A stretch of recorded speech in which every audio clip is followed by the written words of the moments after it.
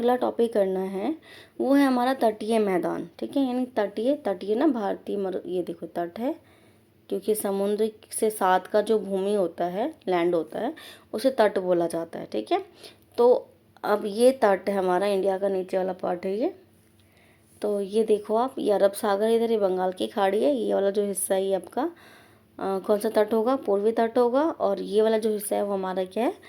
पश्चिमी तट है। ठीक है, तो ये आप देख सकते हो मैप में भी दिखाया हुआ है कि जो पश्चिमी तट है उसको 3 हिस्से में बांटा है, कोंकण, कन्नड़ और मालाबार। ठीक है, और जो हमारा पूर्वी घाट है उसका 2 हिस्सा है, ऊपर वाले को हम उत्तरी सरकार बोलते हैं, नीचे वाले को हम कोरोमंडल कहते हैं। तो ये मैप में पूछा जा सकता है, इसलिए सभी चीज़ें इंपॉर्टेंट है आपके लिए। अब पश्चिमी घाट के बारे में चलो हम पढ़ना शुरू करते हैं। तो पहला पॉइंट क्या है इसका? पश्चिमी घाट तथा अरब सागर के मध्य स्थित एक संकीर्ण मैदान है। अभी देखो, ये हमारा क्या है? पश्चिमी घाट है, ये हमारा क्या है? अरब सागर है। तो दोनों के बीच में जो मैदान है छोटा सा, संकीर्ण मतलब पतला सा, उसी को क्या बोलते हैं? पश्चिमी तट बोलते हैं।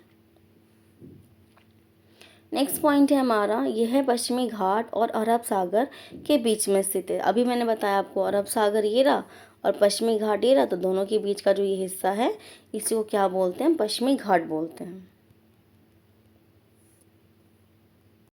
तो इसका नेक्स्ट पॉइंट हमें क्या ध्यान में रखना है कि इस मैदान को 3 भाग में बांटा गया है।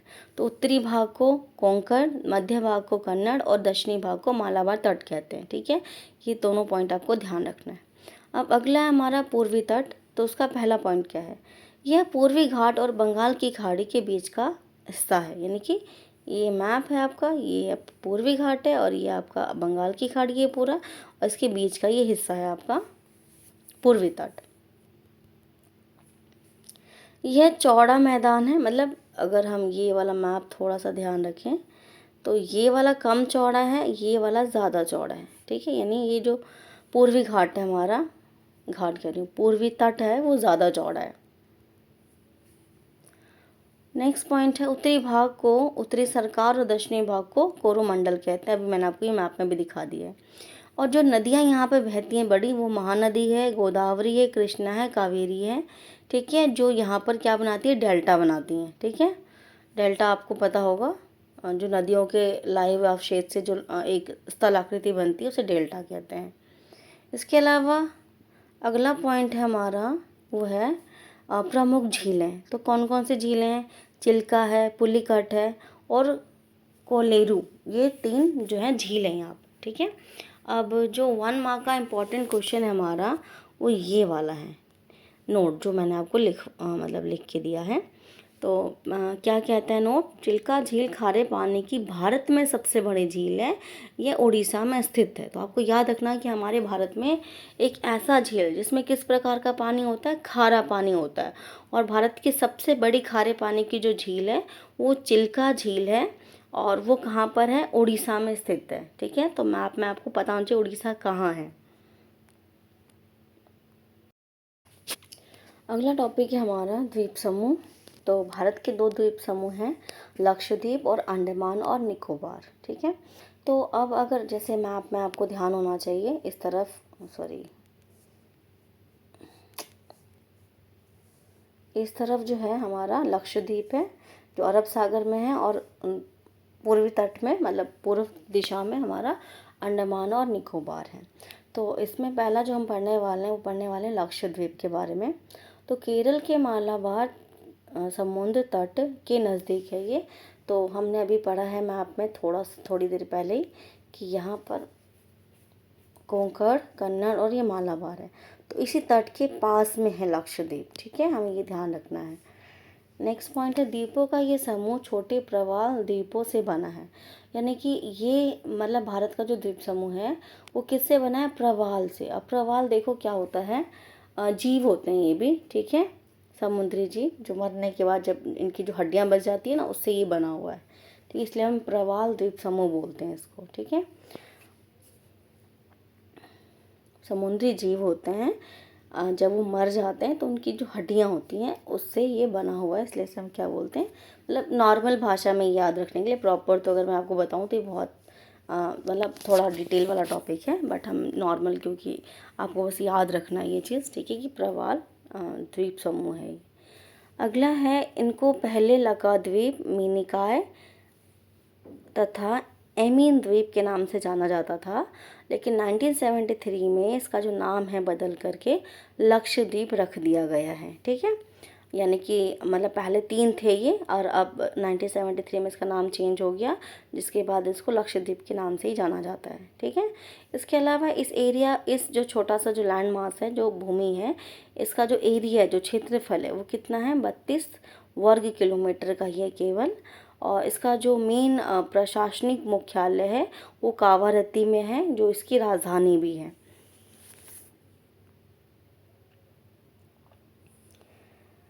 इस द्वीप समूह पर पादप तथा जंतु के बहुत प्रकार पाए जाते हैं। यानी कि ये क्योंकि एक द्वीप समूह है जो चारों तरफ से, मतलब, अरे हाँ, मतलब सबसे पहले हमें ये पता होना चाहिए, सॉरी मैं आपको बताना भूल गई, कि द्वीप होता क्या है। द्वीप एक ऐसा लैंड होता है, एक ऐसी भूमि होती है जो चारों तरफ से पानी से घिरा होता है, ठीक है। तो अब क्योंकि ये चारों तरफ से पानी से घिरा हुआ है, तो ऑब्वियस सी बात है, किस तरह का होगा, मतलब हरा भरा होगा, ठीक है। यानी कि पेड़ पौधे और जीव जंतु क्या होंगे, वहाँ पे ज़्यादा होंगे। अब एक याद रखना आपको पॉइंट कि पीठली द्वीप जो है, एक ऐसा द्वीप है इसी में ही जहाँ मनुष्य का निवास जो है वो नहीं है, और वहाँ एक पक्षी अभयारण्य है, यानी कि बर्ड सेंचुरी है, ठीक है। मतलब पक्षियों का एक, जैसे चिड़ियाघर होता है ना, उस तरीके से बनाया जाता है, अभयारण्य बोलते हैं उसको, ठीक है। सेंचुरी बोलते हैं नहीं बर्ड का, जहाँ पे पक्षियाँ रखी जाती हैं, मतलब उनका संरक्षण किया जाता है, बचाया जाता है पक्षियों को। तो हमने क्या क्या पॉइंट इसमें पढ़ा है ध्यान रखने वाला। लक्षद्वीप जो है वो एक प्रवाल द्वीप समूह है, इसकी राजधानी कावारत्ती है। और पीठली द्वीप एक ऐसा द्वीप समूह है जहाँ पर मनुष्य नहीं रहते हैं, और ये बहुत ही विविधता वाला देश है, मतलब पेड़ पौधे जंतु जो हैं वो यहाँ पर पाए जाते हैं। अब अगला टॉपिक है हमारा अंडमान और निकोबार। तो इसका पहला पॉइंट क्या है, ये द्वीप समूह बंगाल की खाड़ी में स्थित है, ये हमें पता ही है, ठीक है। और नहीं पता तो आप ध्यान रखिएगा। अगला है, यह द्वीप समूह निम्नजित पर्वत श्रृंखलाओं से पर्वत श्रृंखला, इसका मतलब निम्नजित मतलब सबमर्ज्ड।